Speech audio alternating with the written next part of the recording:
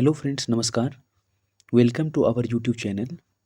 In this video, we shall talk about the sociology.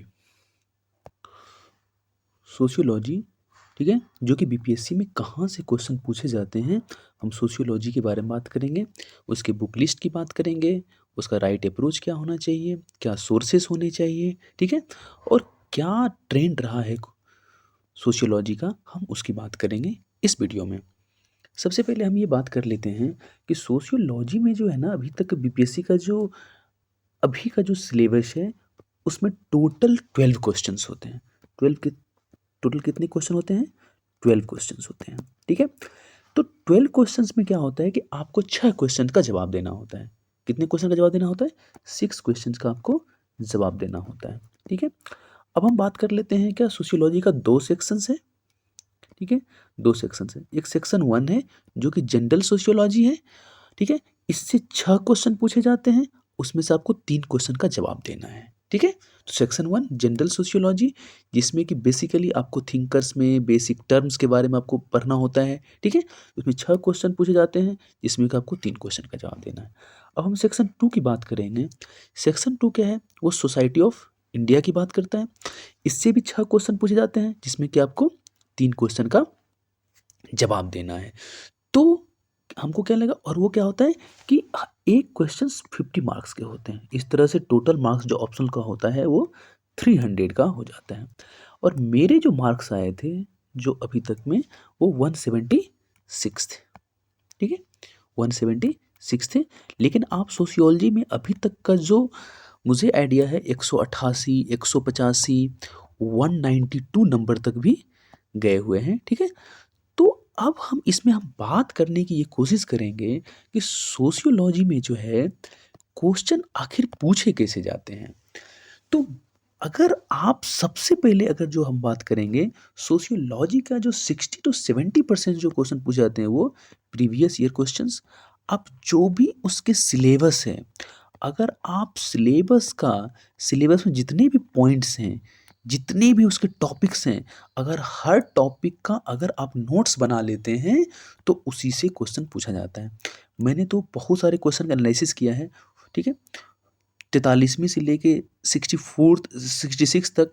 उसमें क्या है कि लगभग 99% जो क्वेश्चंस हैं वो सिलेबस से ही क्वेश्चन पूछे जाते हैं। तो मेरा मानना है कि आप सिलेबस से पहले गो थ्रू करिए, ठीक है।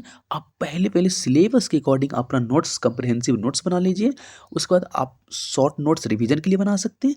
इसी से 99% क्वेश्चंस पूछे जाते हैं, ओके। अब हम आगे बात करेंगे कि इसमें क्या बुक लिस्ट होना चाहिए, क्या बुक लिस्ट होना चाहिए। तो सबसे पहले हम इंग्लिश मीडियम की बात करेंगे। तो जो सबसे पहला जो इसका सोर्स है वो एनसीईआरटी है, 11th और 12th क्लास का एनसीईआरटी। हालांकि आपको पढ़ने की ज़रूरत नहीं है, लेकिन जो बिगनर्स हैं तो हम उसकी बात कर रहे हैं। तो एनसीईआरटी से क्या होगा, आपको एक बेसिक अंडरस्टैंडिंग आएगा, ठीक है, एक बेसिक क्लैरिटी आपको डेवलप होगा। इसलिए आप, ठीक है, जो जो शुरुआत करना चाहते हैं वो 11th और 12th क्लास से आप कर सकते हैं, ओके। एक बुक आती है कि इसेंशियल सोशियोलॉजी, जो कि नितिन सांगवान के द्वारा लिखी गई है। ये कंप्लीटली यूपीएससी बेस्ड है बुक है। लेकिन मैं इसको इसलिए रिकमेंड करता हूँ, जो टॉपिक, जो सिमिलर टॉपिक, जो एग्जैक्ट टॉपिक जो यूपीएससी और बीपीएससी में है, आप उसका नोट्स आप नितिन सांगवान से आप पढ़ सकते हैं। ऐसे भी आप पूरा भी पढ़ सकते हैं, जिससे कि आपको एक डिटेल्ड नॉलेज आपको हो जाएगा, ठीक है। उससे ये कर सकते हैं, ठीक है। अब इग्नू, इग्नू से अब मेरा ये मानना होता है क्या, कि फिर कह रहे हैं कि बीपीएससी का जो सिलेबस है, उस सिलेबस में जितने भी नोट्स हैं, अगर आपको नितिन सांगवान से मिल गया तो ठीक है, तो नहीं तो क्या है, जितने भी टॉपिक्स हैं तो उसके लिए क्या कर सकते हैं आप, इग्नू को इग्नू मार सकते हैं। कोई भी सिलेबस मान लीजिए मैरिज है, तो मैरिज इग्नू कर दीजिएगा, वो एकदम वो आ जाएगा, ठीक है। जो भी सिलेबस, अगर जैसे कोजर से क्वेश्चन पूछा गया है, कोजर एक थिंक कर रहे हैं, उससे भी क्वेश्चन पूछा, डेरेन ड्रॉप से क्वेश्चन पूछे गए हैं, उस पर भी, वो क्या है कि यूपीएससी के सिलेबस में नहीं है। उसको आप क्या करते हैं, इग्नू के नोट, इग्नू के बुक से आप नोट्स को प्रिपेयर, वो आप गूगल पे भी जाके उसको डाउनलोड कर सकते हैं, ओके। एक जो सबसे है, जो मैंने रेफर किया था स्लीपी क्लासेस का वीडियो, ठीक है, उसको आप सुन सकते हैं और उसका आप नोट्स बना सकते हैं, ठीक है। जो मेरे जो अनुसार है, जो सबसे मुझे हेल्प किया था, प्रीवियस ईयर क्वेश्चंस और syllabus. Very very important syllabus, क्योंकि सिलेबस से ही क्वेश्चंस पूछे गए हैं अभी तक। ठीक है, मैं एक सेपरेट वीडियो बनाऊंगा जो कि मैं ये बताने की, मैं 2 साल का क्वेश्चन लूँगा और ये बताने की कोशिश करूँगा कहाँ कहाँ से क्वेश्चंस पूछे गए हैं। ओके, ठीक है। उसके बाद एक होता है क्या, कुछ टॉपिक्स ऐसे होते हैं जो बिहार से रिलेटेड टॉपिक्स होते हैं, उसको आप गूगल कर सकते हैं। क्या कर सकते हैं आप? गूगल कर सकते हैं, ठीक है। क्योंकि कुछ जो टॉपिक्स हैं ना वो आपको नहीं मिलेंगे, तो वो बिहार का, जैसे इकोनॉमिक बैकवर्डनेस ऑफ बिहार, उसका सोशियोलॉजिकल पर्सपेक्टिव के दृष्टिकोण से, ठीक है। तो आप गूगल करके वहीं पे कुछ जो चीज़ें आपको मिलेगी उससे आप इसको प्रिपेयर कर सकते हैं। ओके, अब हम नेक्स्ट बात करेंगे कि आप वैल्यू एडिशन क्या कर सकते हैं इसके अंदर, ठीक है। तो इसमें वैल्यू एडिशन के लिए क्या कर सकते हैं आप, हम्म, कि आप कोई कोचिंग का नोट्स आप पढ़ सकते हैं, जैसे उपेंद्र सर का नोट्स हो गया, महापात्रा सर का नोट्स हो गया, या विकास रंजन सर का नोट्स हो गया, ठीक है। तुषार अंशु जो एक आईएएस ऑफिसर है, उसका आप नोट्स, आप इसको आराम से, तुषार अंशु सर का नोट गूगल पे आप जाइए, सर्च करिए, वो आराम से मिल जाएगा, ठीक है। इसके अलावा हरलंबोस एंड हॉलबॉर्न की बुक आती है, उसको भी आप पढ़ सकते हैं। लेकिन ये बहुत ही बल्कि बुक है, बहुत ही मोटी बुक है। लेकिन मेरा मानना है अभी जो बच्चे 67th का मेंस दे रहे हैं, तो वो अगर ये बुक ना पढ़ें तो अच्छा है, जो पहले से पढ़ लिए हैं तो आप कर सकते हैं। ओके, उसके बाद तीसरा पॉइंट जो है, हाँ, या जो बिगनर्स हैं वो आप पढ़ सकते हैं, ठीक है। उसमें भी टोटल टॉपिक्स नहीं, कुछ सिलेक्टेड टॉपिक्स। ओके, अब आप क्या कर सकते हैं कि जो कुछ करेंट अफेयर्स हैं, जैसे मैगजीन हो गया, न्यूज़पेपर से आप क्या कर सकते हैं, जो उसके सोशल इश्यूज हैं उसको आप लिंक कर सकते हैं। क्या कर सकते हैं? लिंक कर सकते हैं। और चौथा पॉइंट क्या है कि अगर आप बीपीएससी का एग्जाम दे रहे हैं तो बिहार रिलेटेड इशू को आपको, उसके बहुत सारे ऐसे क्वेश्चन हैं जो बिहार पर्सपेक्टिव से दिए, बिहार पर्सपेक्टिव से क्वेश्चन पूछे जा सकते हैं, पूछे जाते भी हैं, जा सकते हैं क्या, पूछे जाते ही हैं। इसलिए आप इसको आप इग्नोर नहीं कर सकते हैं, ठीक है। तो यह आपको क्या होगा, वैल्यू एडिशन में हेल्प करेगा। ओके, अब हम बात करेंगे कि मेरा क्या अप्रोच होना चाहिए, ठीक है। तो मैंने शुरुआती दौर में ही बोल दिया कि सबसे, अगर आप क्या, प्रीवियस ईयर क्वेश्चन को आप करके जाइए, ठीक है। मैंने जो एनालिसिस किया एकदम 90 किया, 100% क्वेश्चन, 99% क्वेश्चन जो हैं आपको सिलेबस से पूछे जाते हैं, ठीक है। तो आप सबसे पहले प्रीवियस ईयर क्वेश्चन करके उससे 60-70% क्वेश्चन क्या है, आपको हेल्प करेगा, ठीक है।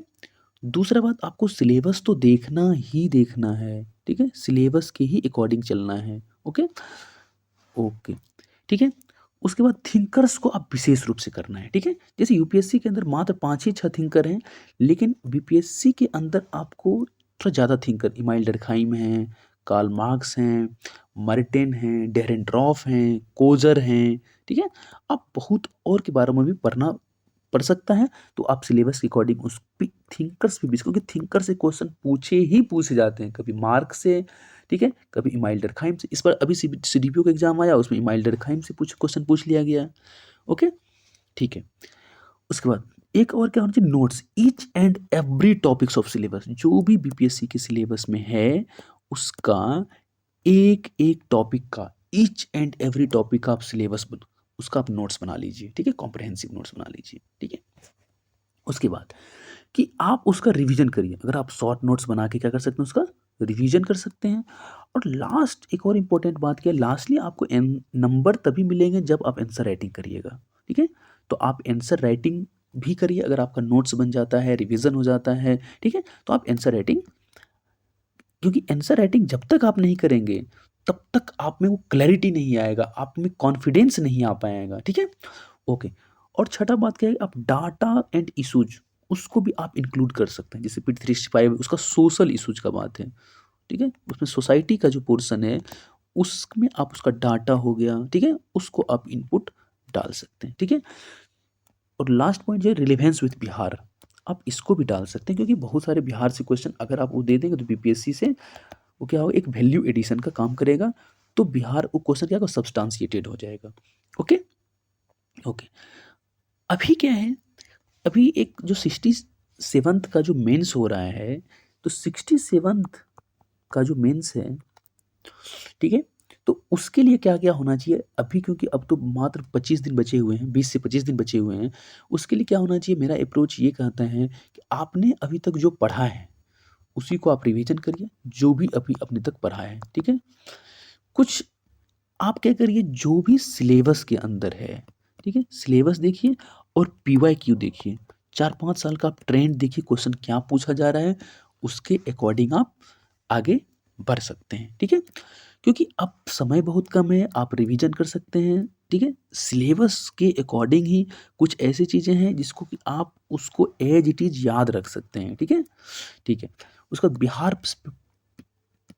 पर्सपेक्टिव हर चीज़ों में ज़रूर डाल लिएगा, ठीक है? बिहार पर्सपेक्टिव कर सकते हैं, ठीक है?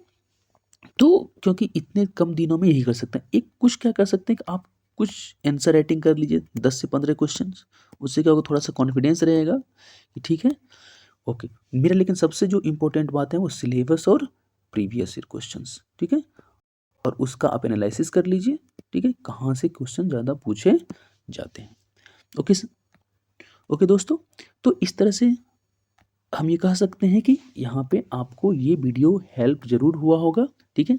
अगर आप इस चैनल पे नए हैं, तो इस वीडियो को सब्सक्राइब कर सकते हैं, शेयर कर सकते हैं। अगर आपको कोई भी फीडबैक देना हो, तो आप कमेंट सेक्शन में डाल सकते हैं। धन्यवाद दोस्तों।